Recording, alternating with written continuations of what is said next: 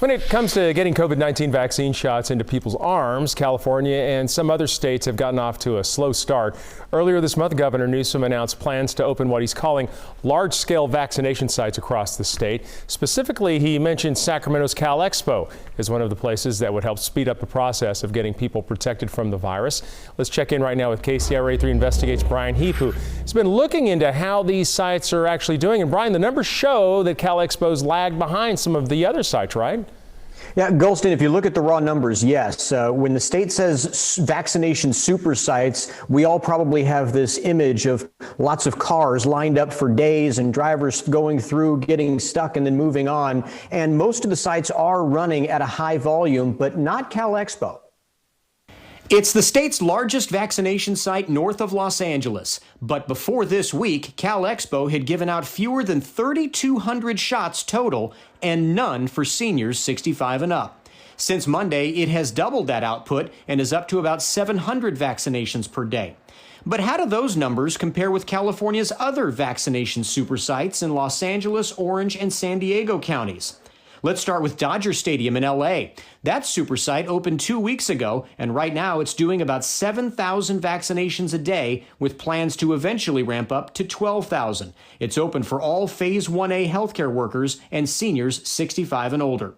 Orange County launched a vaccination super site at Disneyland back on January 13th.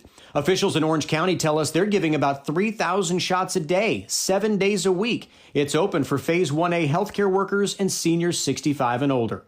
And Petco Park in San Diego, the home of the Padres baseball team, has had its vaccine operation up and running since January 11th. According to the county health department, the Petco site is vaccinating 3,800 to 4,500 people per day, and it's open also to those in Phase 1A and seniors 65 plus.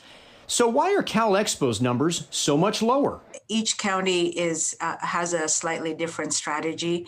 In Sacramento, one of the things that we're trying to make sure of is that we have enough vaccine for our partners as well, because even though the mass vaccination sites are good for being able to have high throughput, we also have an eye on equity. We want to make sure that we have places where people who don't have transportation can go. So being able to have partnership with places like Safeway, where they're in neighborhoods where people can actually walk up and get vaccinated. Sacramento County Health Officer Dr. Olivia Casirier says there are several challenges that contributed to the slower ramp up. She says there were delays in getting the National Guard in position and trained, logistical issues at Cal Expo, such as the number of cars allowed on the property. She says it took time to transform the site from testing to vaccination. And also there are the strategic decisions you heard her mention, which diverted the vast majority of its 88,000 vaccine doses away from Cal Expo. We also wanted to make sure that we had enough vaccine to keep it going. And so we're pleased that this following week, for example, we're getting 15,000 doses.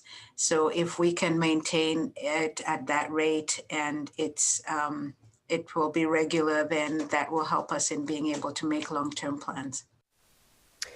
I called the California Department of Public Health for a reaction to the Cal Expo numbers, and a spokesman said counties make their own decisions about how to use vaccine, and he said it would be unfair to look only at the number of shots given at Cal Expo and conclude that the county is doing a poor job with its vaccine administration program. And I did ask Dr. Casirier, if the state wants Cal Expo to be a super site, why isn't she getting a super supply? And she said those conversations have been had with the state, but for now, there's only so much to go around. Golston? Yeah, it just kind of feels like we're getting overlooked at this point, Brian. So what about getting Cal Expo to the point of being able to vaccinate more people, including those who are 65 and older? I mean, there are a lot of people in our area who are just wondering, when's that going to happen?